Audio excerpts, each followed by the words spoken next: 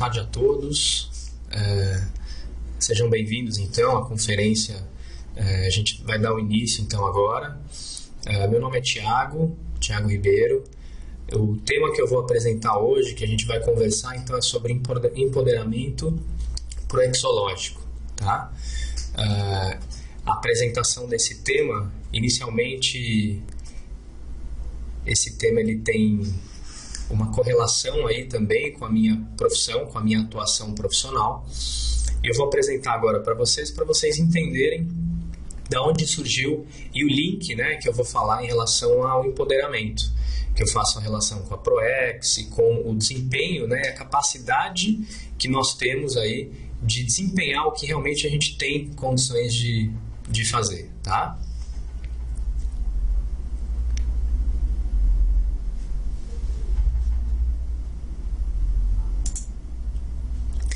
Vamos lá então.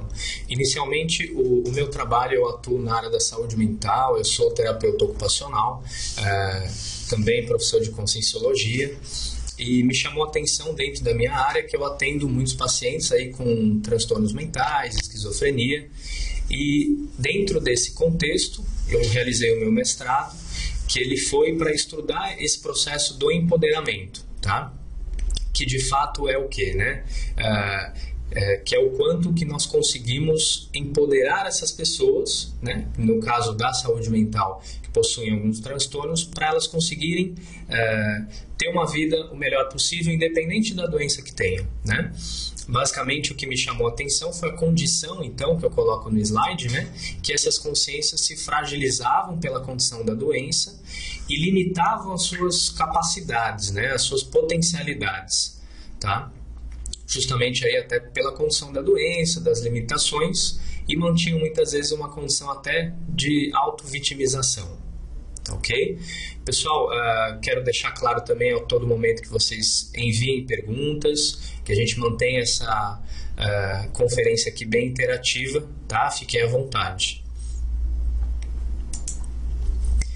Então, o contexto aqui do empoderamento, né, no contexto aí da saúde mental, ele vai envolver esse processo, né, que é o processo que envolve a maneira como o portador, né, o portador aí de transtorno mental, no caso, ele reage frente à sua vida, experienciando um processo de aprendizado e autossuperação, apesar das vivências dos sintomas, desenvolvendo uma postura mais ativa, né, uma perspectiva de vida mais saudável e esperançosa, tá? É muito comum aí para esses pacientes que fica muito forte o estigma, né? Isso serve para vários tipos de doença que a pessoa possa ter, e aquele peso da pessoa carregar e ter aquela doença, e isso ser um fator limitante para ela, né? Para a vida dela.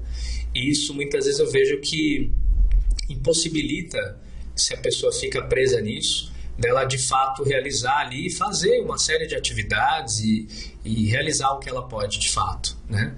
Então, através desse processo portador, né, a pessoa ela pode se relacionar com as pessoas, com as atividades, com o mundo de uma forma mais capaz, né, no sentido mais ativa, tá? Não considerando esse papel ali de paciente que leva essa pessoa geralmente a se colocar numa condição mais passiva frente à vida dela. Tá?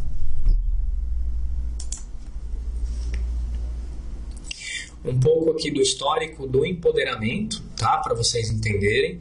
O empoderamento ele é um conceito já bem trabalhado, já bem difundido, né, na Europa, nos Estados Unidos. A tradução então é empowerment, e ele vem aí de movimentos sociais, de grupos excluídos, né? Geralmente grupos aí, a questão do movimento negro, né, norte-americano, movimento feminista, isso desde a década aí de 60, 70 para cá, né? E depois chega ao Brasil também, nesse movimento aí, e também ele acaba ampliando e tendo essa repercussão na questão, né, no contexto da saúde, também ligado à condição dos portadores de transtorno mental, de deficientes físicos, justamente na busca de melhora e aumento dos direitos, né, para que essas pessoas tenham mais participação, tá, na sociedade. Então, o empoderamento, contexto histórico, ele parte aí desse sentido. É interessante aqui a gente contextualizar que ele tem aplicação em várias áreas, né? Atualmente, aí a gente pode ver o empoderamento tanto na política, o governo aí desenvolvendo governo e propostas sociais justamente para empoderar as pessoas excluídas, para que elas possam de fato ter uma participação aí mais positiva, né, na sociedade e na vida delas. O contexto da economia, né, de fato aumentar essa condição e a vantagem social dessas pessoas no sentido de aumentar essa autonomia também, tá? A saúde, então, de fato, na condição de aumentar o conhecimento e a condição da pessoa ela poder ter um maior autocontrole sobre as condições da saúde dela, né? A gente vê o quanto hoje é importante esclarecer, orientar, educar as pessoas sobre saúde para que elas possam, de fato, também elas mesmas controlarem e dominarem a saúde nesse sentido. Dominar no sentido de terem um controle, né, da qualidade que elas podem ter, né, sobre a saúde delas e fazer, né, e ter atitudes e hábitos que favoreçam isso, né? Então isso é bem importante na área da saúde.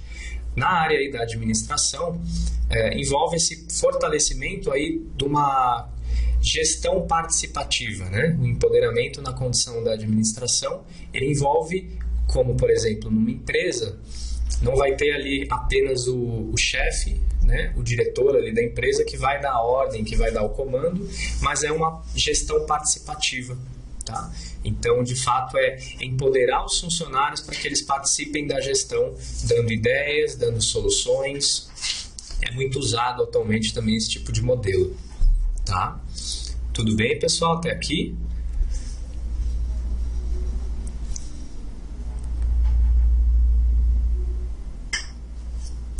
O empoderamento, então, ele envolve, pensando para cada um de nós, né? Ele vai envolver uma série de condições. Então, a gente pode pensar o empoderamento em relação à condição psíquica, né? Psicológica. Então, é a capacidade, assim, a condição de que identidade, que autoimagem que a gente desenvolve para nós mesmos, né? Então, isso tem a ver com empoderamento, na medida que uma pessoa que se vê de uma maneira muito, como eu digo assim, se vê muito para baixo, tem esse foco muito trafarista que a gente diz, que é esse foco de se menosprezar, né? De não valorizar o que ela tem. Essa é uma autoimagem, um processo que vai dificultar ela na vida e nas condições, nas posturas ali que ela vai assumir no dia a dia, né? Na questão social, o empoderamento entra, como eu falei anteriormente, nessa condição de mobilização social, muitas vezes grupos sociais que se organizam para melhorar a participação, para melhorar a atuação deles, às vezes na comunidade, buscar de direitos, né? Empoderamento nessa parte social ele tem a ver bastante com essa questão da cidadania, né? Então é interessante também pensar nisso. Guilherme aqui está perguntando, né? Empowerment tem a ver com governança? Sim, né? Até nesse contexto da governança participativa, né? A gente pode pensar que, de fato, como eu falei, o empoderamento no contexto aí, né, da administração, ele envolve sim essa participação, né? O grupo, a empresa ali, os gestores, no caso os colaboradores, né, muitas vezes chamado, não só funcionários, que vão atuar ali de forma construtiva para a empresa crescer, né? E não apenas naquela visão de que um funcionário vai querer competir com o outro, vai querer, né, levar vantagem sobre o outro e a empresa, né, fica fora na parte desse objetivo. Então, tem a ver sim, Guilherme, tá? Até retomando isso, né, essa questão organizacional, então, é o que eu acabei de comentar, é se estabelecer essas relações, né, do grupo ali, da empresa, de forma participativa, né, cooperativa também, de certa forma, tá? A questão agora cultural, né, o empoderamento ele tem a ver com isso, na medida que uma pessoa que ela se empodera às vezes da cultura dela isso pode ser um dos mecanismos que facilita também ela a interagir no meio que ela está, né? Lógico que isso tem limites, né? Mas é muito mais fácil uma pessoa que se adapta onde ela está vivendo, ela tem uma afinidade, às vezes até maior, na questão da cultura também. Por exemplo, ela muda de país, muda de cidade, e na medida que ela entende ali a cultura de onde ela está inserida, ela pode interagir melhor com aquilo, e isso facilita esse poder de ação dela, né, de interação, tá? Essa parte econômica, então, como eu falei também, tá? E na política, da mesma forma, essa condição aí do poder político aí no sentido de facilitar esse empoderamento das pessoas, tá? É interessante, né? A gente vê que tem muita relação o empoderamento com alguns filmes. Eu não sei aí o pessoal aí se consegue relacionar alguns também, como por exemplo eu citei alguns aí para vocês. Mente Brilhante, ele mostra um processo, né, de um paciente que tem esquizofrenia. Na realidade ele foi reconhecido, ele tem um reconhecimento, ele tem um prêmio Nobel, né? Essa personalidade. Independente da doença que ele teve, ele passa por um processo que ele consegue manter ali, de certa forma, depois aí de um tempo, de todo um processo de superação dele, ele acaba conseguindo interagir e manter a profissão. Ele é matemático, ele publica artigos, ele continua dando aulas. Então é um processo que, independente do que ele teve, ele conseguiu a superação e desenvolveu o que ele tinha que fazer, né? No caso tem o Solista, Escritores da Liberdade é bem interessante, Histórias Cruzadas também. Na realidade são filmes que vão mostrar situações em que um grupo pode ser empoderado, né? Então esse Escritores da Liberdade é um filme interessante que coloca uma condição de uma professora que ela começa a dar aula numa escola. E é um momento nos Estados Unidos que eles tinham um contexto, a questão racial, né, das etnias muito diferenciadas. Então eles separavam muito os grupos, então os grupos tinham muito processo de conflito, né, entre as etnias. E essa professora ela acaba assumindo uma das salas que era como se fosse aquela sala excluída ali da escola. E ela começa a mostrar para os alunos, que são de várias etnias ali, latinos, negros,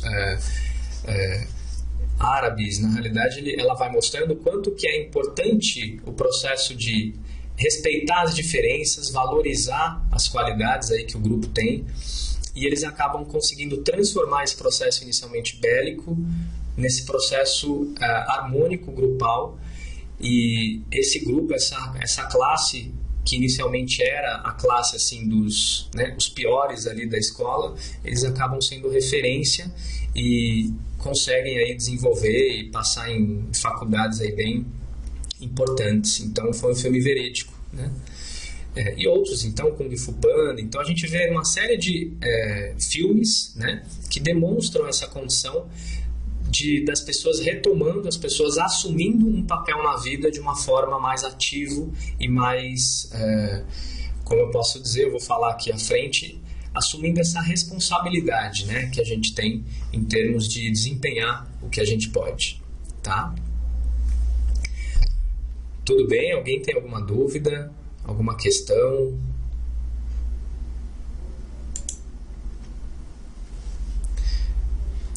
Eu vou passando aqui, tá? Pra gente dar sequência, mas fiquem à vontade aí para colocar qualquer dúvida.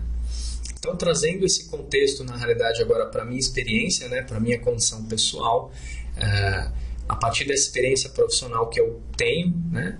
Eu comecei a pensar o que isso tem a ver, né? Eu acho que na Conscienciologia é interessante esse exercício da autopesquisa, dessa autoexperimentação, da gente sempre trazer e refletir para nós mesmos aquilo que a gente está vivenciando.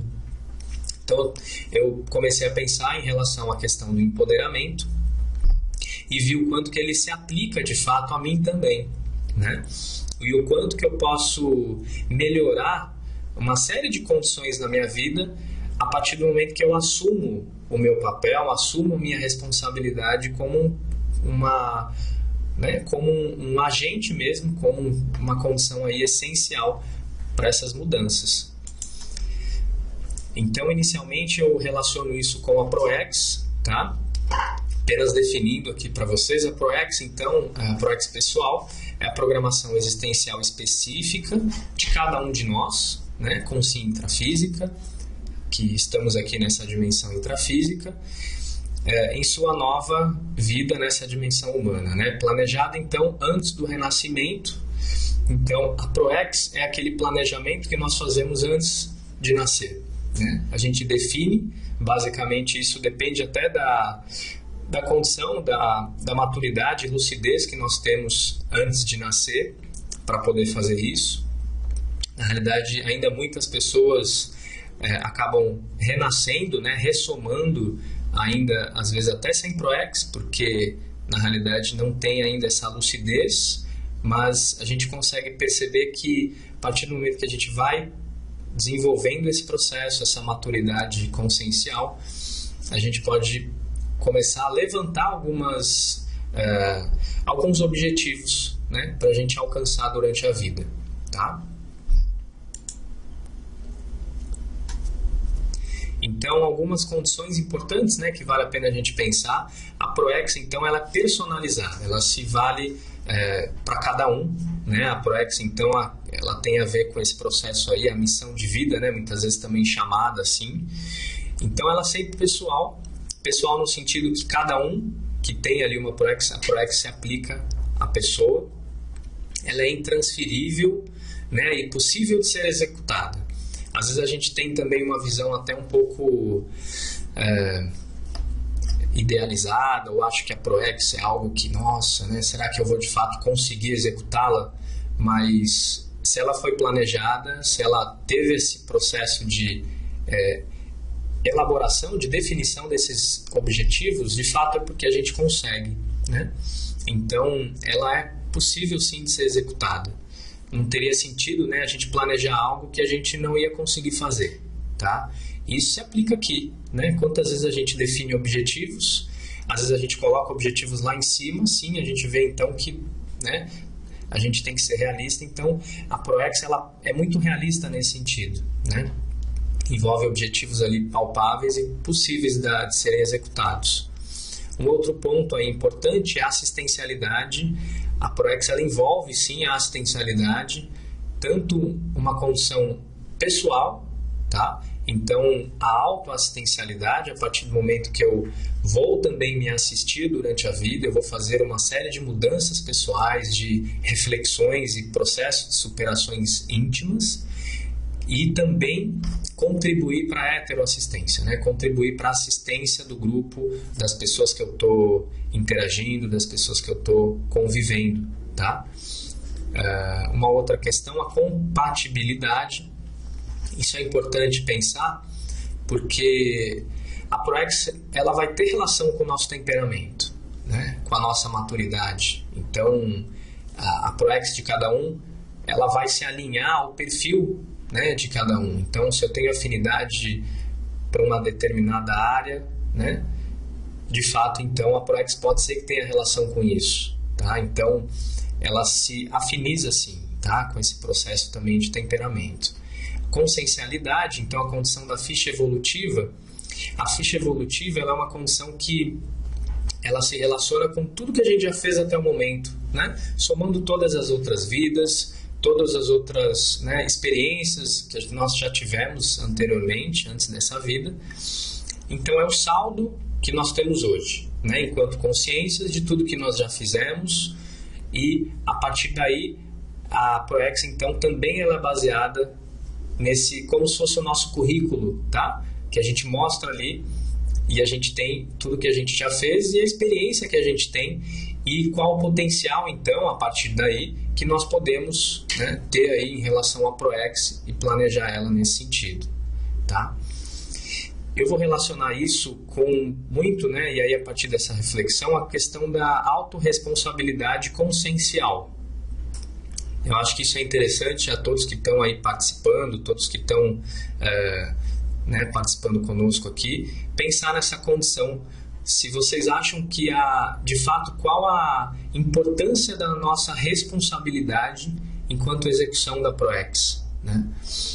Parece algo óbvio, mas na prática, no dia a dia, muitas vezes a gente perde um pouco essa noção e a gente acaba entrando em mecanismos, eu vou falar à frente, que são mecanismos muitas vezes sabotadores, né, de nós, da nossa atuação, e a gente deixa de atuar e de ter essa autorresponsabilidade, que para mim a autorresponsabilidade ela envolve muito essa condição de o que eu tenho que fazer depende de mim, né? Não adianta eu delegar para o outro, porque se aquele trabalho que eu tenho que executar, se eu não fizer, vai dar uma diferença, não vai ser a mesma coisa, né, que uma outra pessoa fizesse. É lógico que se eu não estou colocando a condição do grupo, porque é fundamental, tudo que a gente também faz envolve, né, essa condição e essa participação do grupo, das pessoas, mas vocês entendem que a autorresponsabilidade tem a ver nesse sentido, tá? De depender da nossa iniciativa, né, da nossa escolha. Tem muitas coisas, né, na vida que dependem disso, tá? Vocês acham que tem sentido para vocês essa condição?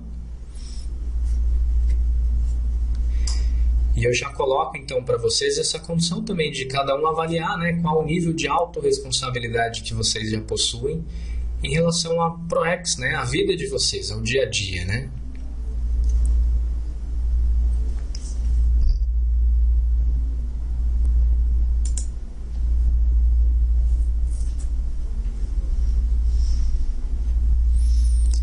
Então, a partir do que eu coloquei, reforçando então essas perguntas, então, por exemplo, estou neste momento utilizando o máximo das minhas qualidades, dos meus trafores e potenciais? É uma pergunta interessante, porque eu comecei a refletir do quanto de fato eu estava agindo e exercendo o meu real potencial, né? Às vezes a gente não tem, ou acaba não tendo essa reflexão mesmo, não fazendo, não pensando sobre isso, mas é uma condição essencial, que vai dar uma diferença na prática ali, da nossa postura, do que eu estou fazendo, né? Estou coerente com o meu real nível e capacidade evolutiva, né? Qual o nível de autossatisfação pessoal identifico nas atividades que faço? Esse é um indicador que é bem interessante pensar, né? Na medida que quanto mais autossatisfação, eu digo no sentido de autorrealização, né, que tem a ver com a ProEx. Esse é um dos indicadores. A ProEx ela tem a ver com, como eu falei, que ela tem afinidade com o perfil nosso, né, com cada um. Então, se eu realizo algo que tem a ver comigo, que tem sintonia, né, até com a minha ProEx, a tendência é que eu tenha uma autossatisfação e uma autorrealização. Então, esse é um indicador interessante, né? Muitas vezes isso pode se relacionar também a trabalhos de assistência, que envolvem, por exemplo, auxiliar as pessoas, esclarecer as pessoas, né? Ou até mesmo trabalho, né? Tem uma série de profissões também que se relacionam com até a questão da ProEx, né? Qual o nível de autossatisfação pessoal, então, como eu falei, né, agora, e quais condições me fragilizam e podem diminuir o meu potencial evolutivo. Que é uma condição interessante a gente poder identificar também quais são os meus dificultadores, quais são as minhas dificuldades, né? Na Conscienciologia a gente define isso como trafar, né, que é um traço fardo, que é um traço ainda que está imaturo, né, que nós precisamos desenvolver, melhorar, qualificar. Então, eu poder identificar atualmente que traços que limitam a minha atuação, né, a minha execução aí da ProEx. E essa é uma pergunta interessante, vale a pena também a gente fazer. Essas perguntas ajudam já inicialmente a gente começar a ter uma ideia do momento, como a gente está situado e o que a gente pode aí começar a fazer daqui para frente, tá?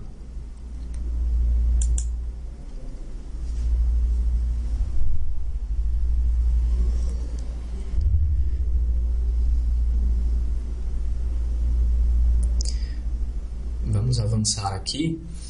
É interessante que todo esse processo, ele vai, como eu falei, o empoderamento ele é um processo, né? Então, na realidade, a todo momento a gente vai estar qualificando o nosso nível de atuação, e eu vou mostrar à frente que existem várias áreas aí para a gente desenvolver essa condição, tá? A definição, então, que eu faço de empoderamento proexológico, ele é um processo intraconsciencial de fortalecimento, tá? E reconhecimento dos recursos os recursos pessoais e de fora, né? Os recursos que eu recebo de fora, extraconscienciais, gerando, então, maior autonomia e poder de ação, que também é uma ação, né? Que eu vou ter tanto comigo mesmo como com as pessoas. Né? Então, pela consciência na realização de sua proex. Vamos pensar, essa definição envolve vários aspectos.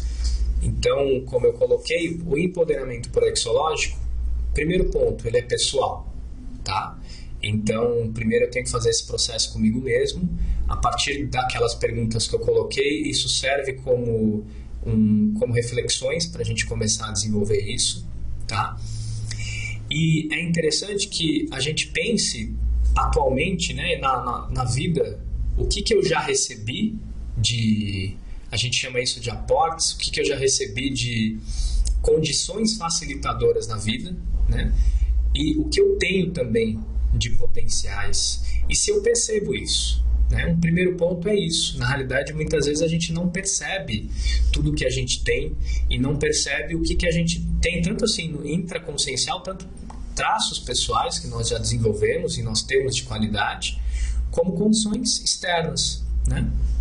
Muitas pessoas já, por exemplo, só o fato de nascerem, de estarem num grupo que tem às vezes uma condição estruturada. Só o fato de, por exemplo, tem muitas pessoas, né, crianças que nascem aí já numa família que é desestruturada, que às vezes não tem pai, não tem mãe, é criado ali por um vizinho.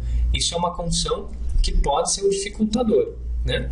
Tem a ver, lógico, com o processo da consciência, mas a gente vê que muitas vezes uma estrutura, né, da família, isso sim é um facilitador, né? É um processo facilitador. Isso envolve também uma série de outras condições, né?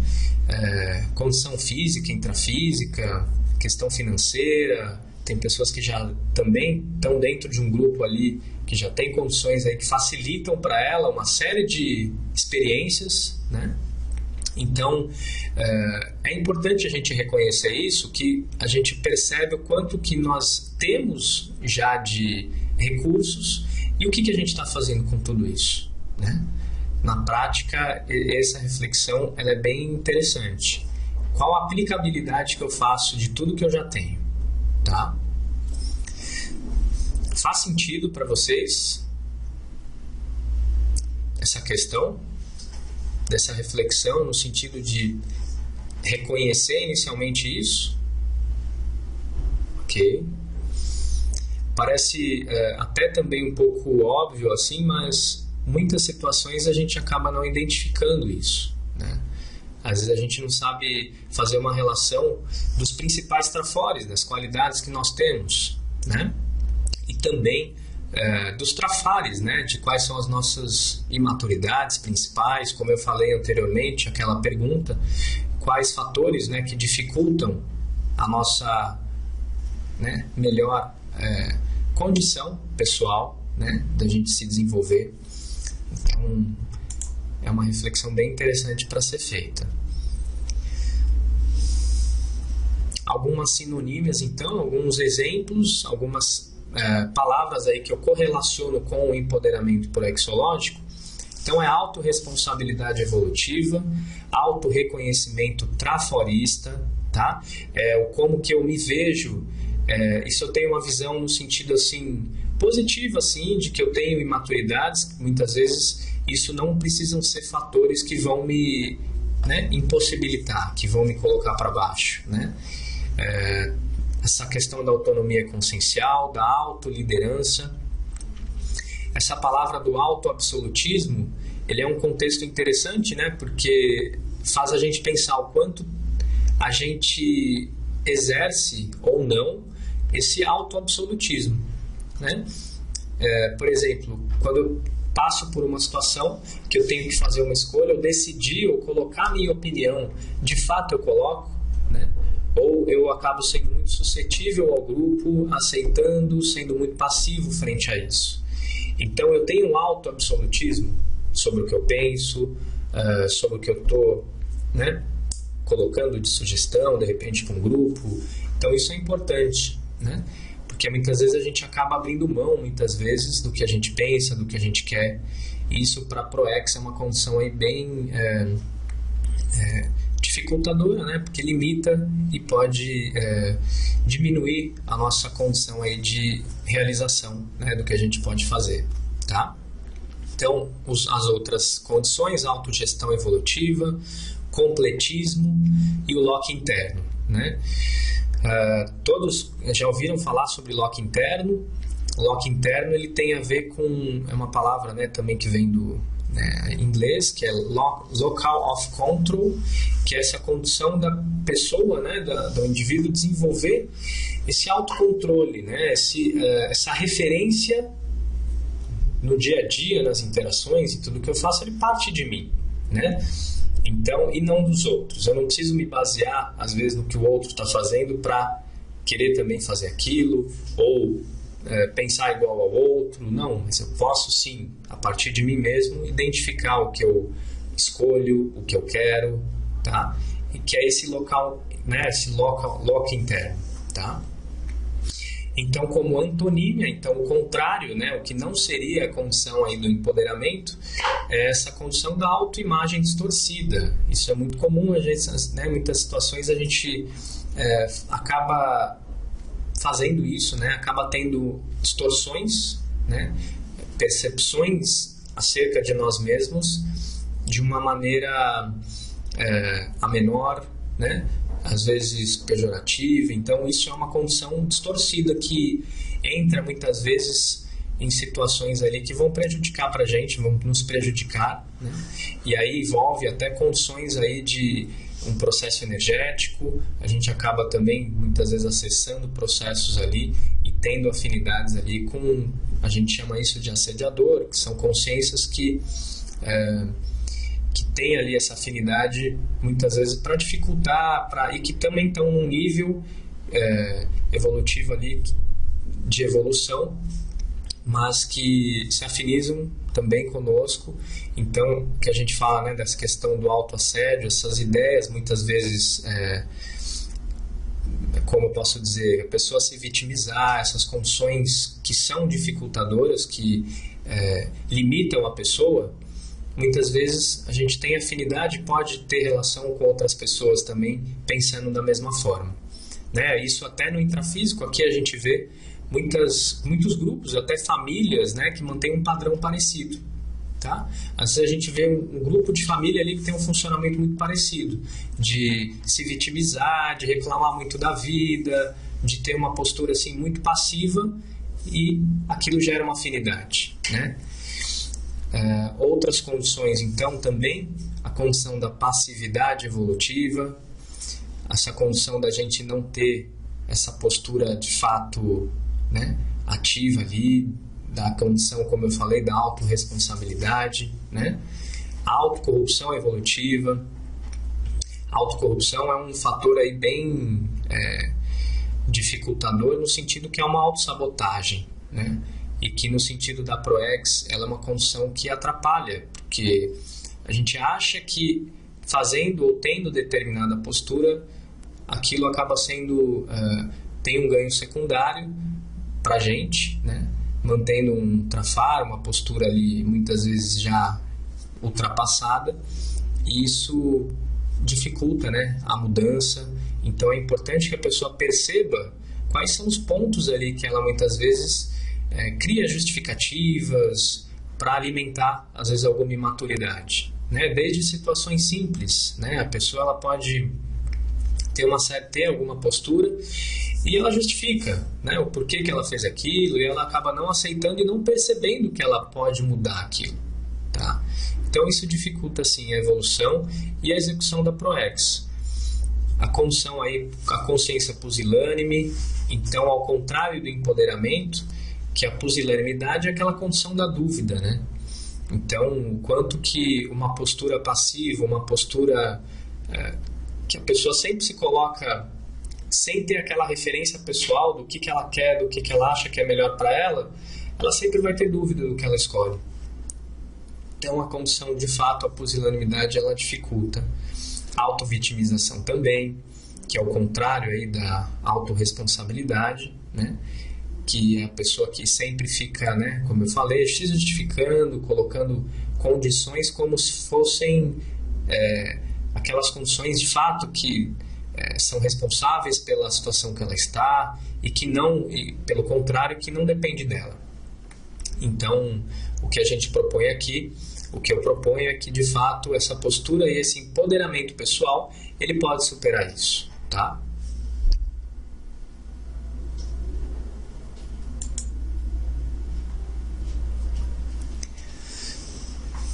Tudo bem até aqui? Alguma questão? Vocês querem colocar alguma reflexão, compartilhar aí com os participantes? Estão dando sequência aqui, vocês fiquem à vontade, tá? A condição então do empoderamento, só para a gente agora aprofundar e alinhar aí o desenvolvimento dele, a gente vê que ele é intraconsciencial, como eu falei, ele é pessoal, e algumas condições que facilitam e podem desenvolver esse empoderamento pessoal, um dos pontos principais aí, iniciais, é a condição da autopesquisa, né? É a gente se autoconhecer. Então, o autoconhecimento é uma condição aí básica até para a gente começar a identificar, né, de fato o que eu gosto, o que eu penso, o que eu quero, o que eu tenho de prioridades aí para a minha vida, tá? Então, sem essa condição é muito difícil a gente acabar executando e fazendo de fato o que a gente pode, né?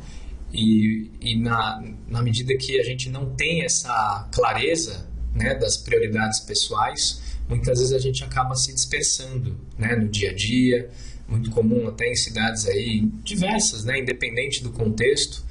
A gente passa o dia, né, realiza uma série de tarefas e às vezes deixa de fazer aquilo que poderia ter feito, ou aquela prioridade ali que não foi definida, fica deixando, né, fica de lado. Então, a autopesquisa, ela auxilia, de fato, a gente começar a levantar esses pontos, tá?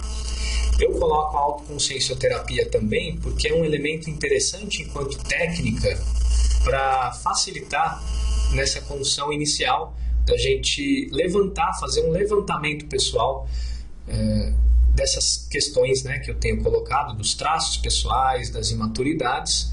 Então, a autoconsciencioterapia, ela tem algumas etapas, né? Então, o início é a autoinvestigação, é essa autopesquisa, iniciar esse autoconhecimento. Depois, a partir daí, eu vou levantar um diagnóstico pessoal, né? Então, por exemplo, o que eu preciso mudar nesse momento, o que mais me atrapalha, né? Definindo, então, o traço, aquilo que me dificulta, eu vou, na parte seguinte, iniciar esse autoenfrentamento. Então, eu vou buscar posturas práticas para mudar aquela condição no dia a dia, tá? A mudança, ela depende disso. Na realidade, a gente fala que toda mudança, né, ela tem 99% de parte prática e 1% de teoria, né? Porque mudar, a gente não muda só pelo que a gente pensa ou pelo que a gente está pensando ali sobre nós mesmos, mas como de fato a gente aplica e quais são as nossas posturas diárias, tá? Então, tem o enfrentamento e, por fim, a autossuperação. Então, a autoconsciencioterapia pode ser até um elemento interessante aí como técnica, tá? Para vocês poderem usar também, tá ok? Uma outra condição aí que eu coloco, a condição do parapsiquismo, né, do desenvolvimento das bioenergias, a gente começar a desenvolver, a dominar as nossas próprias energias. O parapsiquismo, ele envolve essa percepção de como eu percebo as minhas energias, percebo as energias do ambiente onde eu estou, a interação energética que eu vou tendo com as pessoas durante o dia, no meu local de trabalho, de repente eu entro num local, percebo uma série de repercussões, né? Tem muitas pessoas que têm facilidade para isso, na realidade, a princípio, assim, a gente sabe que todo mundo tem um nível de parapsiquismo, tá? Porque fisiologicamente nós temos aí um corpo, né, um soma, um corpo físico, um corpo energético, o corpo mental, o corpo, né, psicossoma, né, que é o corpo das emoções. Então todo mundo tem esses veículos e a gente interage energeticamente todo dia, né? A questão é nós percebermos isso e começarmos a atuar de maneira mais consciente, né, em relação a isso. E aí a gente pode dominar, sim, e desenvolver o parapsiquismo. E, paralelamente, eu coloco a PC, que é a projeção consciente, que é também uma condição interessante, que na medida que nós temos experiências fora do corpo, isso pode gerar maior aprendizado para nós mesmos, né? A gente se conhecer mais, a gente poder também realizar um nível de assistência maior, tá?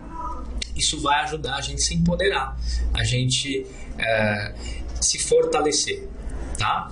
Quando eu digo em relação ao empoderamento, sempre eu relaciono isso com um nível de fortalecimento pessoal para execução e para manifestar uma postura mais ativa, tá? E mais, de fato, prática, né? Assim, dependendo de nós mesmos aí.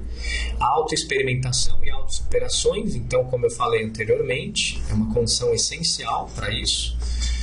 Na medida que nós fazemos aí mudanças pessoais, isso é um processo cíclico, né?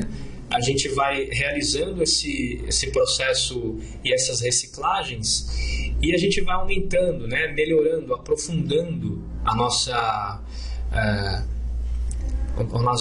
capacidade de tanto de se conhecer, de mudar posturas às vezes que são mais difíceis, né? Inicialmente a gente acaba primeiro fazendo aquelas mudanças até mais superficiais e iniciais, e isso é um processo cíclico, tá? Que é bem interessante, isso se relaciona com o empoderamento, tá? E ele tem um alcance interassistencial, né? Então, como eu disse, a partir de uma mudança pessoal, eu posso catalisar, eu posso facilitar também uma mudança no grupo. Quando eu falo grupo, isso se estende à família, às relações sociais, ao trabalho, porque na medida que eu tenho uma postura ali diferenciada, eu posso manifestar um exemplo diferente, né? Então, quantas vezes a gente já percebeu isso, né? Até com outras pessoas e com nós mesmos, né? Às vezes a gente sempre manifestou ali um determinado comportamento e na medida que a gente percebe ele e a gente muda, as pessoas até estranham, né? Assim, nossa, o que aconteceu com você? Você está diferente. Isso gera uma repercussão positiva, tá? E que é assistencial.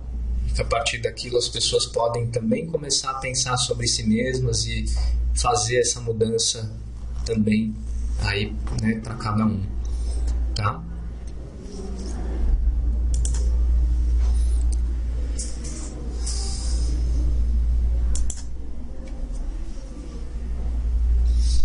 Eu vou colocar agora, pessoal, uma relação aí que eu vou levar agora o empoderamento para o dia a dia, tá? Para algumas situações práticas e como que a gente pode vivenciar isso e como vocês também podem identificar isso para vocês mesmos, tá?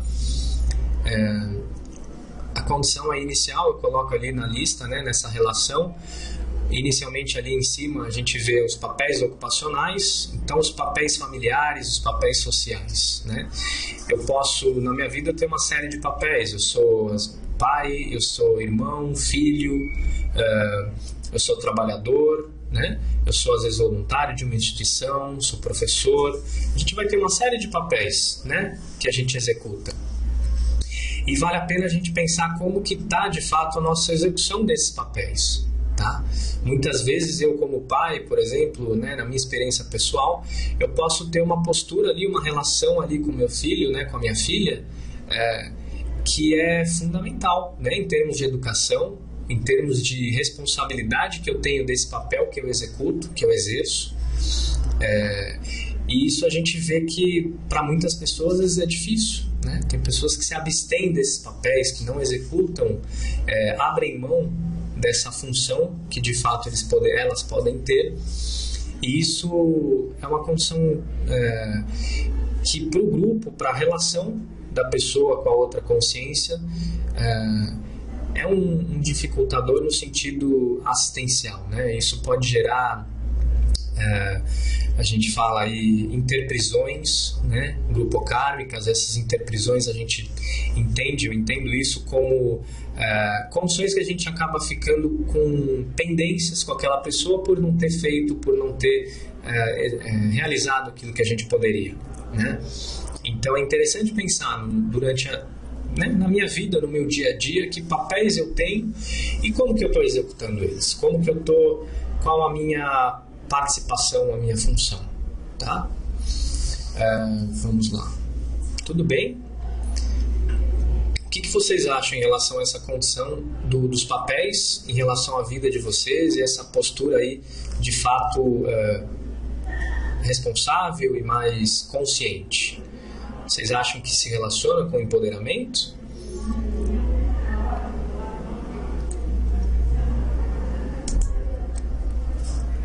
Interessante pensar, né, nessa questão, porque vai contribuir para a nossa qualificação, né, diária. Agora falando, né, um dos itens que eu coloquei, que é a cidadania, o processo da grupalidade. A consciência, então, né, ela pode se empoderar de sua cidadania, dos seus direitos, de contribuir socialmente, né, através de uma relação horizontal e de alteridade, né? Esse conceito da alteridade, ele é interessante porque ele se relaciona com a forma como a gente interage com as pessoas, né? Às vezes a gente vê muito comum as pessoas terem uma interação, às vezes, de autoridade, né? Que é aquela condição que uma pessoa manifesta uma autoridade sobre a outra, manifesta uma postura ali de menosprezar a outra, de subjugar a outra. Isso é uma condição também complicada, né, em termos, aí, como a gente falou, evolutiva, porque gera aí essas interprisões também. E de outro lado, essa condição da subjugação, que é aquela pessoa que também se submete a isso.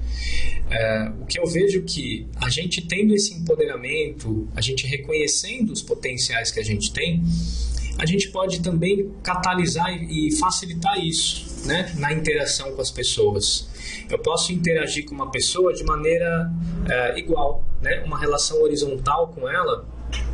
E a alteridade é isso, é uma relação que ela procura não alterar, né, ou alterar o menos possível o poder de uma sobre a outra, tá? Então, na realidade, a gente vê que na interação isso vale a pena, né, a gente levar em prática, porque eu posso estar interagindo com uma pessoa e só de ter uma postura assim, né, de alteridade com ela, eu vou poder respeitá-la, né, tanto em relação às suas dificuldades, às suas imaturidades, e valorizar as suas capacidades, né, como um processo facilitador para que ela desenvolva, sim, em sua vida também uma condição melhor, né, que ela tenha uma vida aí mais produtiva também, né. Eu dei um exemplo, né? Então, a postura ativa socialmente e valorizar o potencial e capacidade das pessoas nas relações. Um exemplo disso básico, até social, né? A gente vê quantas vezes a gente está em lugares que a gente se depara, vê ali uma pessoa, às vezes, portadora de alguma necessidade, né? Às vezes um deficiente físico, deficiente visual, e ele está num local que às vezes não tem o acesso, né? Ele não tem a acessibilidade que ele poderia. E qual a nossa postura frente a isso, né? Tem pessoas que muitas vezes não dão atenção, que passam, né? Fingem que não veem, mas muitas vezes a gente pode contribuir, a gente pode auxiliar a pessoa, né? Naquela condição, facilitar a acessibilidade dela, né? Ajudando ela, às vezes, por exemplo, a subir uma escada, a ir para algum lugar que ela precise. Ou também a gente exercer essa condição, como eu falei, em relação à cidadania, de também exigir os direitos, né? É muito comum também a gente não dar atenção para isso e as coisas também não mudam, né? As coisas continuam igual e a gente vê que é importante, isso depende da gente, tá? Como eu falei inicialmente, o empoderamento também ele se relaciona com esses grupos, né, de pessoas com deficiência ou portadores de transtornos mentais, justamente para isso, para exigir e melhorar essa condição dos direitos que elas têm, né, de participação na sociedade, que muitas vezes não é valorizado. Então, esse fortalecimento grupal, ele facilita essas pessoas a, né, não ficarem, né, desprovidos aí disso, saírem dessa desvantagem aí social e manterem uma participação aí melhor, né, na sociedade.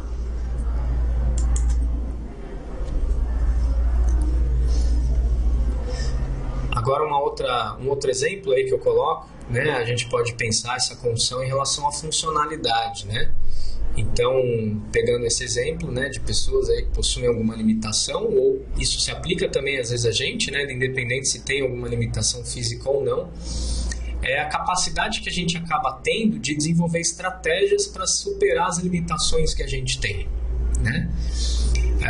Às vezes a gente já vê de forma mais explícita uma série de exemplos, né, de pessoas que superam ali uma limitação física, a pessoa teve uma amputação na perna ou teve ali um quadro ali físico que impossibilita ela realizar, né, uma ação ali, uma execução ali, por exemplo, funcional ali das mãos, dela fazer uma atividade, e ela não se coloca ali naquela condição como passiva ou como não se vitimiza, né, em relação a isso.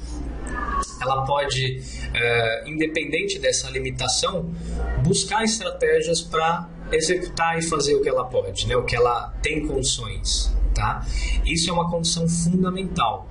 Né, a gente vê, é muito comum, como eu falei, essas pessoas se manterem nessa postura, às vezes, de vitimização, né, de subnível, de manterem-se reféns pela doença que elas possuem, né, e a gente vê que, através dessa postura, tanto em relação a, inicialmente, buscar um tratamento, né, fazer um tratamento, estabilizar, às vezes, os sintomas ali que ela tem da doença, isso já vai ajudar ela a melhorar a condição íntima e a partir daí ela também poder melhorar a sua participação aí na vida, ela executar atividades que ela tenha interesse, que faz sentido para ela e não abandonar, né? Não abrir mão disso, tá? Eu coloco ali a profilaxia, né, essa autocorrupção funcional, né, eu chamo autocorrupção funcional dessa autocorrupção em relação à condição da funcionalidade, que muitas pessoas se colocam, né, muitas pessoas se afastam do trabalho, às vezes por uma condição física, e se mantêm nisso, muitas vezes por uma autocorrupção, que às vezes para ela é muito mais fácil ela se manter naquela condição afastada, para ela ter às vezes um benefício que para ela ali ela acha que é vantajoso, do que assumir uma responsabilidade de voltar ao trabalho, de manter uma condição ali mais saudável, né? E que ela já pode fazer isso, mas ela acaba se mantendo nessa postura aí passiva e de autocorrupção. Isso para a ProEx é uma condição bem complicada, né? Porque a gente vê que a ProEx depende da gente, né? Depende da nossa ação, da nossa execução, e se a gente mantém esse tipo de postura, a gente acaba abortando, né? Muitas vezes a ProEx que a gente tem. Um outro exemplo, né, a condição de trabalho da profissão. Então, um exemplo, a consciência que tem dificuldades em identificar e assumir a sua própria escolha profissional, preferindo se manter em subtrabalho, né, ou ceder a pressões externas, família, um grupo social, na escolha de outra profissão que gostaria, né, de uma profissão que ela não tem interesse, mas ela acaba fazendo por pressão do grupo ou da família. Ou também, como eu falei, do subtrabalho. Às vezes a pessoa já está, às vezes, numa profissão, está executando um trabalho ali, já de alguns anos, e ela não está satisfeita, ela não está feliz com aquilo que ela faz, mas ela não tem aquela postura e aquela condição de assumir, né, uma mudança pessoal, de assumir o risco, né, no sentido de fazer essa mudança. E ela se mantém em subnível, né? E isso é complicado, porque vai gerando ao longo da vida dela essa autoinsatisfação, o que a gente chama de melink, essa melancolia intrafísica.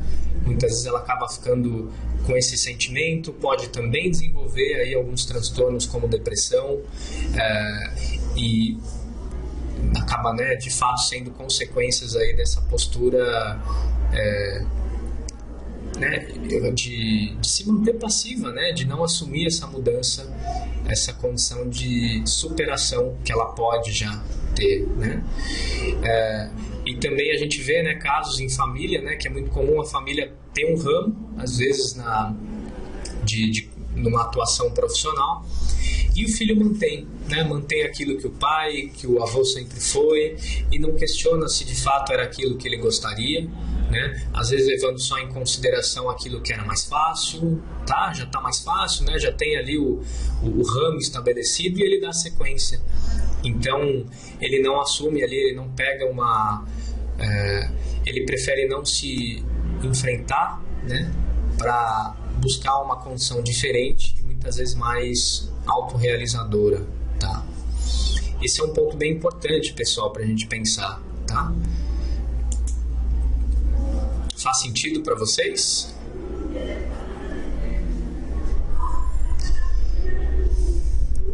Agora, a gente, né, dando a sequência, então, pessoal, só relembrando, tá? Fiquem à vontade, coloquem as perguntas, caso tenham algum questionamento ou não concordem aí com alguma coisa, fiquem à vontade aí para se colocar, exerçam sua crítica.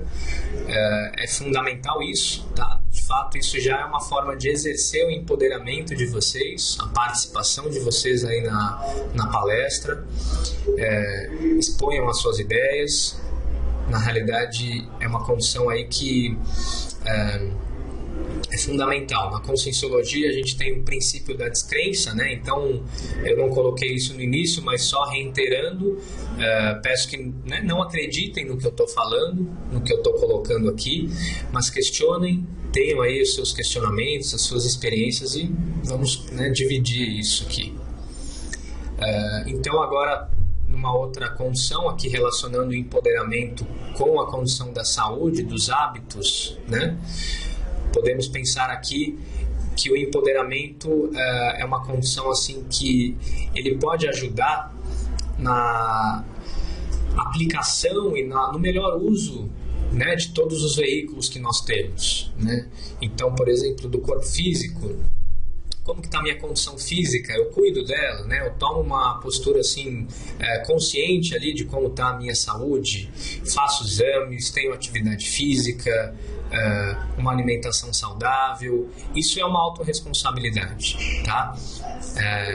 Na realidade é uma condição importante porque, como eu falei, empoderamento sempre relaciona com autorresponsabilidade e o nosso soma, a nossa vida depende da gente, né? Depende de como que a gente conduz e o que a gente faz dela, né? Então, vale a pena cada um pensar como está esse autocuidado, né? Como vocês cuidam, como vocês estão administrando a saúde de vocês, o que vocês fazem para isso, tá? Numa outra condição, então, além da saúde somática, a saúde energossomática, nós temos um veículo, né, energético, nós temos chakras, né, que são pontos de energia aí que se relacionam com o nosso corpo físico, e isso é uma condição interessante, como eu falei até do parapsiquismo anteriormente, nós começarmos a entender e perceber essas energias, perceber a interação disso no nosso dia a dia, nas nossas relações, tá? Agora, a condição da saúde psicossomática, a gente perceber, a gente identificar as nossas emoções, isso eu vou falar agora à frente, e mental somática também, né? Então, como está a minha intelectualidade, né? Então, o que eu tenho estudado, que tipos de leitura que eu realizo, isso tudo vai enriquecer, né, o nosso repertório tanto cultural, pessoal e, consequentemente, isso favorece uma atuação ali mais... tanto mais ativa no sentido da gente poder interagir em diversos contextos, né, usando esse conhecimento que nós temos, e também, né, podendo esclarecer as pessoas com esse conhecimento, tá? Essa é uma condição fundamental, essa condição da assistencialidade no empoderamento. Como eu falei, né, ele é aplicado a si mesmo, então uma autoassistência que nós fazemos, e a heteroassistência também é uma condição que a gente não pode perder, né, de vista, tá?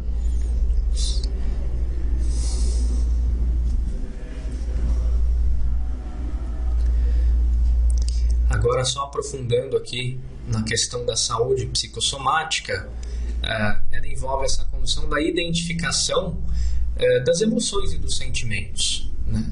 É muito comum também a gente ver, às vezes até, dependendo da situação, às vezes a gente tem dificuldade de identificar o que a gente está sentindo, né?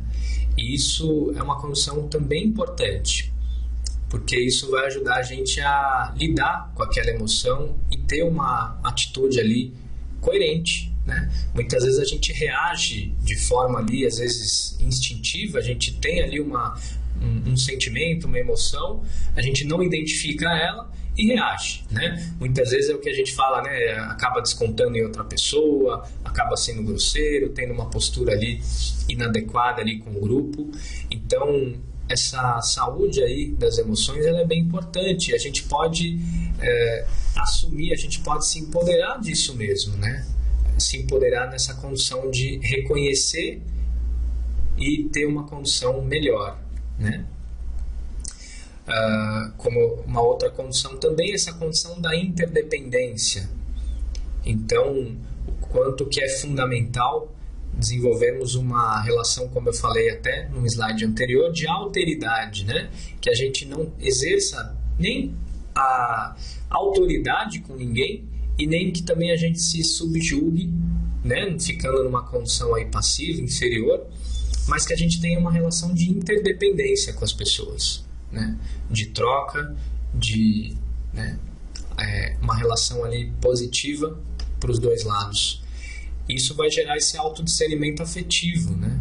De a gente começar a desenvolver esse autodiscernimento em relação às nossas emoções, ao que a gente sente e até o que a gente pensa, né, também.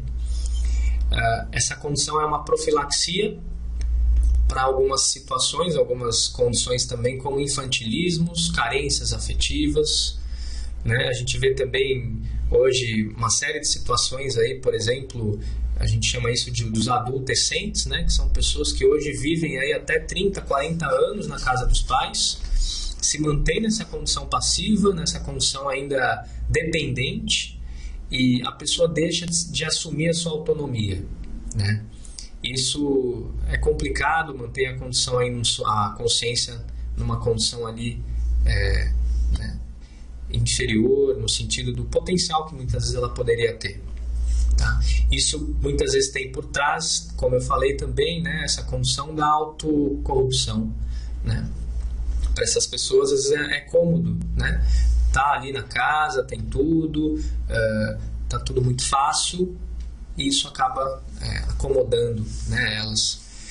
Um outro exemplo, às vezes até essa condição que eu coloco aí, então, do ninho vazio, aquela mãe que não desenvolveu aquela autonomia afetiva, né? E ela acaba sendo dependente dos filhos, ela acaba criando uma dependência emocional, afetiva. Então, quando os filhos crescem, eles saem de casa, a mãe muitas vezes, né, entra em depressão, acaba sentindo falta, né, e porque de fato não desenvolveu aquela condição interna, aquele lock interno, aquela autoconfiança, aquela autoestima. E isso é o empoderamento, tá? E eu vou propor agora para vocês algumas técnicas que eu acho que é interessante a gente levar isso agora também como uma forma prática, e a técnica é uma estratégia para isso, né? Então, a técnica da autorresponsabilidade evolutiva, como eu falei durante toda a apresentação, o empoderamento, ele nos remete sempre a essa condição da autorresponsabilidade que eu tenho, né? Do papel da autonomia que eu já posso ter em uma série de áreas aí na minha vida e como que eu de fato posso melhorar isso, né? Então, só para também esclarecer, essa condição da autonomia, ela é um processo, né? Ela é gradual. Muitas vezes a gente tem uma autonomia maior em uma área da vida, numa outra menor, e isso é um processo, sim, como eu falei, de aprimoramento, de desenvolvimento. Então, essa técnica, através da autopesquisa, né, sobre os trafores pessoais, sobre as qualidades pessoais, sobre os recursos, sobre os aportes recebidos, então, sobre essas condições externas facilitadoras que a gente recebe aí para a vida, né? Então, às vezes uma ajuda financeira, às vezes uma família ali estruturada. Então, a partir disso, a consciência ela vai poder identificar as tendências pessoais também e se conscientizar da sua responsabilidade pessoal. E aí, a partir disso, poder assumir o seu potencial evolutivo de maneira teática, né? Exercendo na prática uma postura ali mais assistencial, mais proativa. Então, é interessante porque a gente, como eu falei no início, pensando sobre o que nós temos, né? A partir do que eu tenho, isso dá uma ideia do que eu posso fazer, tá? Não sei se vocês concordam com isso, é uma condição interessante aí de avaliar.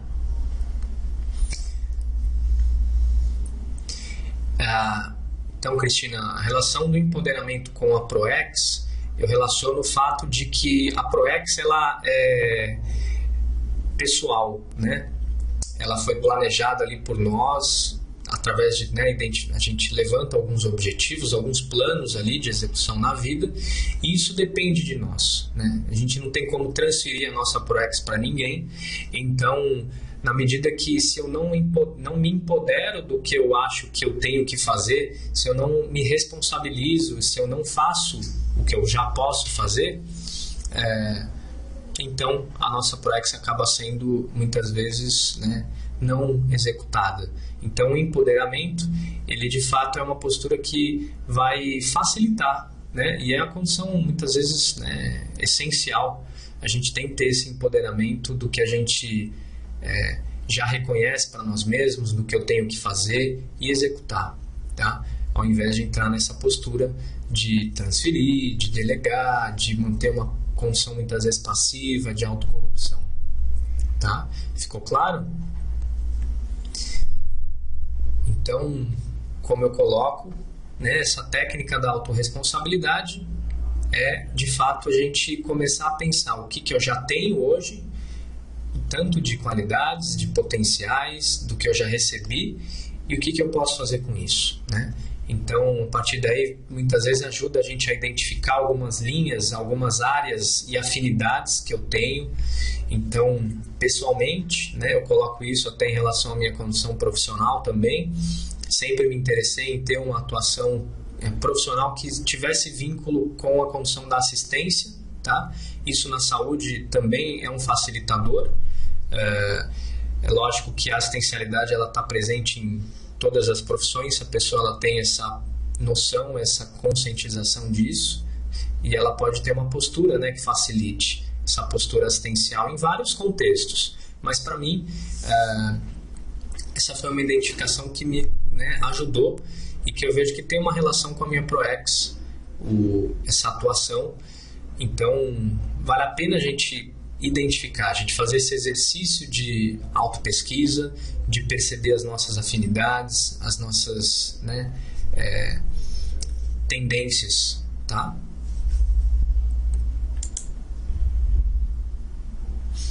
Proponho agora então uma outra técnica que é interessante cada um pensar e levar aí para o dia a dia, a técnica, né, da rotina convergente, proexitiva.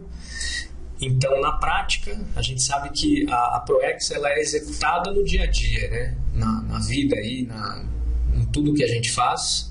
Então, a gente inicialmente relacionar todas as atividades que eu faço atualmente, relacionar numa listagem.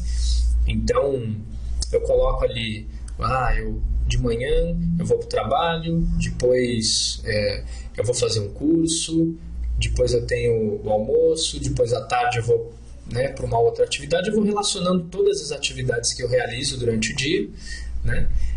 Relações sociais, então atividades de lazer, eu vou relacionar tudo que eu faço, né? Geralmente durante a semana a gente vai ter um padrão, né? A gente acaba tendo uma rotina, então a rotina é isso, é esse padrão de atividades que a gente realiza, né, durante o dia. E aí eu vou analisar cada atividade que eu tenho, cada atividade que eu faço e começar a definir esses subgrupos. Então, pensar assim, olha, essa atividade que eu faço nesse horário, ela tem a ver com, por exemplo, com a minha, né, com a minha parte da subsistência. Então, tem a ver com a minha parte financeira, tá? Tem a ver com a ProEx também? Pode ter, tá? Porque a gente sabe que é essencial a gente ter uma condição financeira para a gente ter uma vida ali que a gente tenha condições de executar o que a gente pode, né? Às vezes a gente tem que fazer viagens, cursos, uma série de né, ações, de atividades, e a gente precisa disso. Então eu vou relacionar, dividindo então as áreas, então até a parte social, de lazer, pensar que tipo de lazer que eu tenho, né, que eu exerço. Muitas vezes, né, a gente vê o quanto as pessoas têm esse lazer ocioso que a gente fala, ou até a ociosidade, né, na condição até social. Então ficam ali muito tempo, gastam, né, durante o dia, ali no final ali da noite, muitas vezes no bar, tomando, né, bebendo uma bebida, mas isso de uma forma que acaba sendo muitas vezes um desperdício, né, para a pessoa, e ela poderia já, né, realizar e fazer outras coisas até mais sadias, mais produtivas.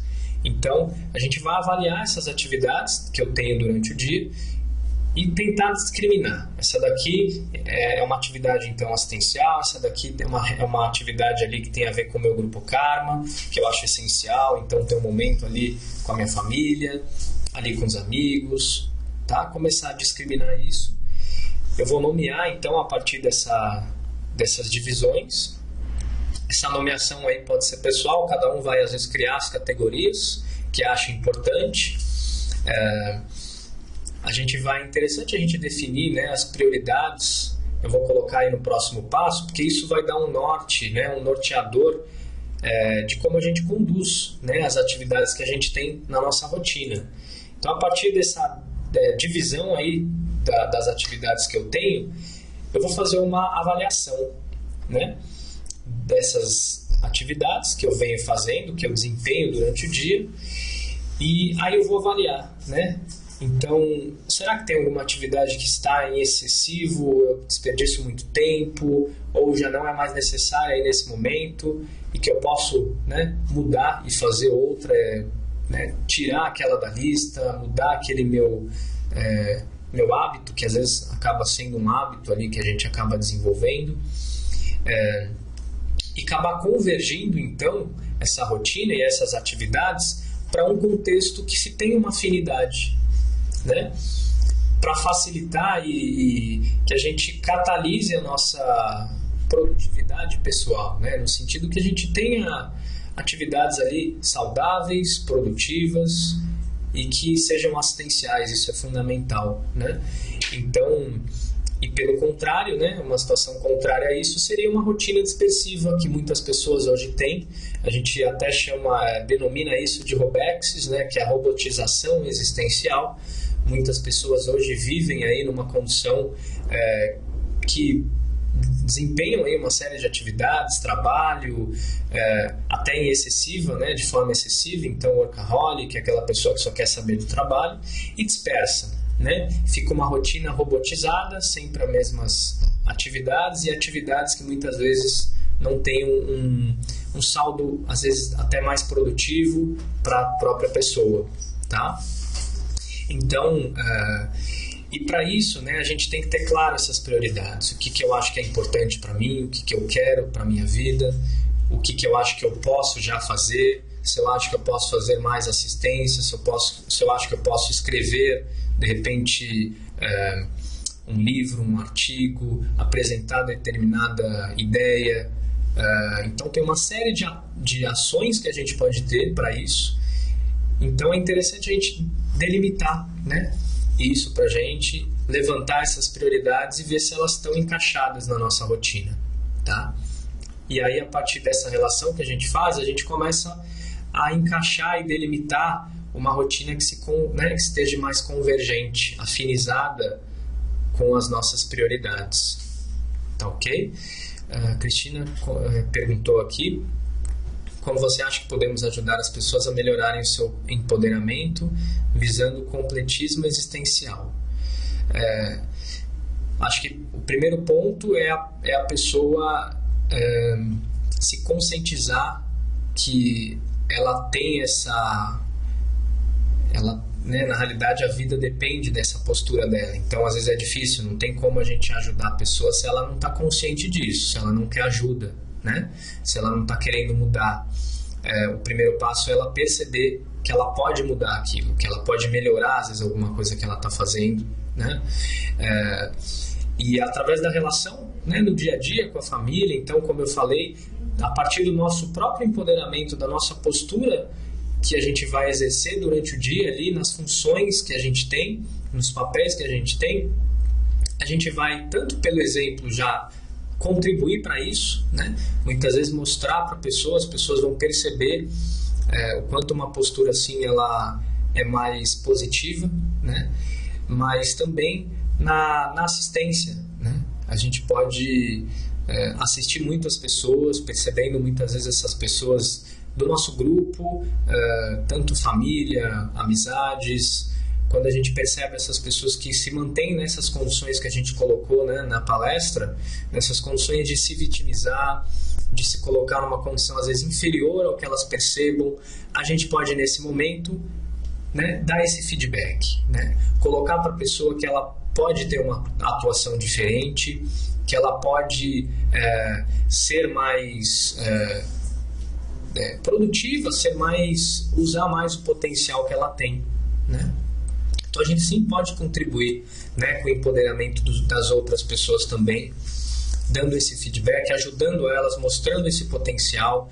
E esse potencial está aí no dia a dia, né? Muitas vezes a gente vê, a pessoa faz ali alguma ação, realizou um trabalho, a gente pode elogiar, a gente pode valorizar aquilo, e isso é uma condição que até é simples, né, do dia a dia, mas que pode ajudar ela a começar a se desenvolver nessa condição de ter uma autoconfiança, de ter uma autoestima melhor, e automaticamente ela comece a ter uma postura, né, diferenciada consigo mesmo, tá?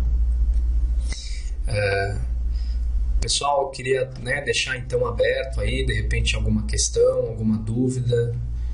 Não sei se eu esclareci aí a Cristina. Não sei o que vocês acham aí, se alguém quer colocar também alguma ideia, alguma reflexão.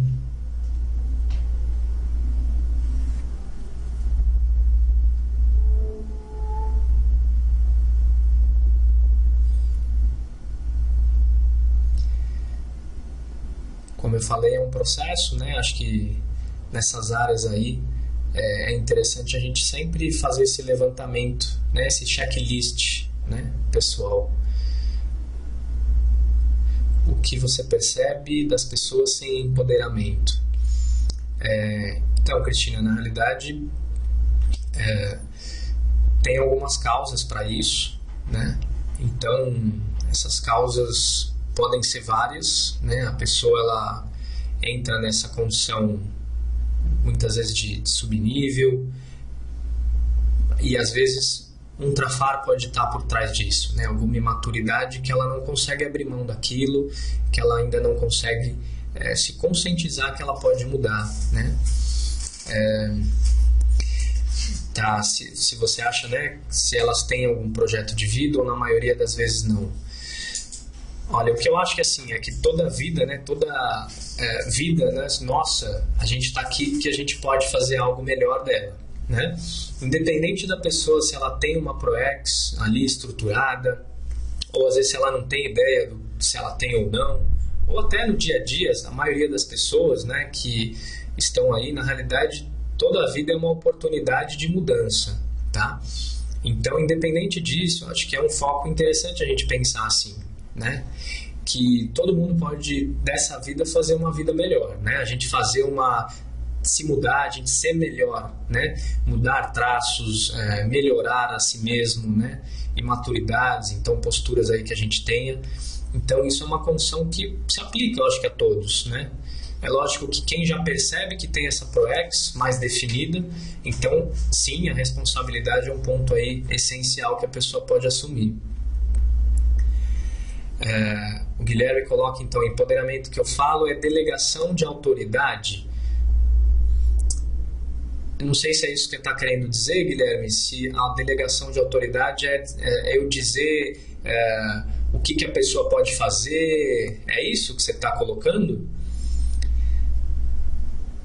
Essa delegação de autoridade é eu delegar para a pessoa o que eu acho que ela já pode fazer, é isso? Tá, é que a tradução empowerment, como eu coloquei, né, essa delegação de autoridade, a gente vê que na realidade não é um processo assim de delegação, né, mas é um processo que a gente pode desenvolver, facilitar isso, né, tanto para os outros como para a gente mesmo. É um processo de construção também, né, de desenvolvimento. Na realidade, então eu não posso dizer para a pessoa, nossa, você tem esse potencial, então você tem que fazer isso, né? Na realidade, isso não vai fazer diferença se a pessoa em si mesma não tiver essa percepção e reconhecer as qualidades que ela tem, reconhecer, ter um nível de autoconfiança. Então, o empoderamento, ele de fato é essa questão de aumento, sim, de autonomia, né? Até a Cristina coloca isso, sim, tá? Então, é nesse sentido. Empoderamento é tomar para si as realizações das coisas. Márcia, o empoderamento é a gente se, de fato, né, quando a gente fala em empoderar, às vezes muitas vezes tem pessoas que têm essa ideia, né? Eu estou me empoderando disso, né? De certa forma, esse autorreconhecimento, a gente assumir, né, aquilo que eu posso fazer, aquilo que eu já fiz também, né? No caso você fala, né, as realizações, então é fundamental, sim.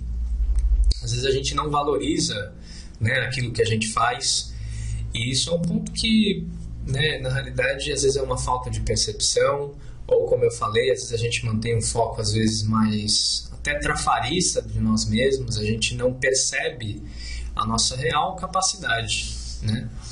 Então é uma condição aí interessante de aumentar essa percepção do que a gente pode já fazer, né? E reconhecer o que a gente faz também, mesmo que sejam em pequenas coisas. Isso é fundamental. O empoderamento, ele é um processo, né? Desde uma realização, uma atividade mais simples, como um trabalho maior, né? Isso vai depender da pessoa, né? Cristina coloca, né? Eu entendo que um dos sinais da pessoa sem empoderamento é quando ela diz, você é quem sabe. Sim, tem a ver, né, Cristina? Que eu acho que quando ela... essa é uma frase que mostra muito essa passividade, né, da pessoa frente ao outro, né? Esse loco externo, ela não tem essa referência pessoal, né? Essa construção pessoal ali do que ela acha que é importante para ela. Isso sim, tem a ver sim, é uma falta de empoderamento, né? Ela não se empodera de si mesma, ela não reconhece o que ela quer.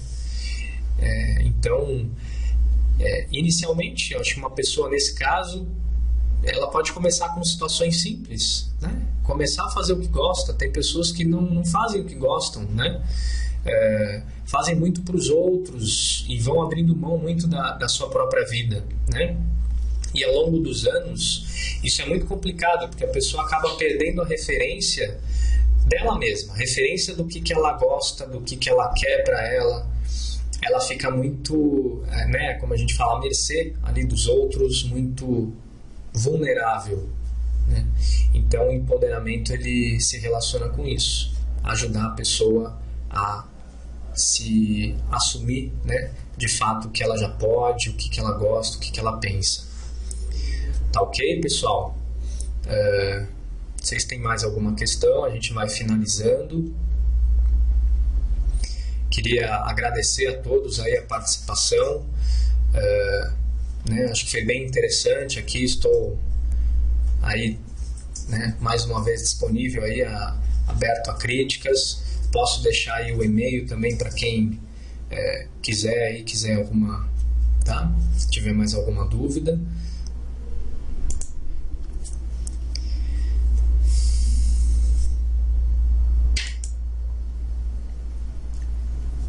Tá? Esse é o e-mail, ok?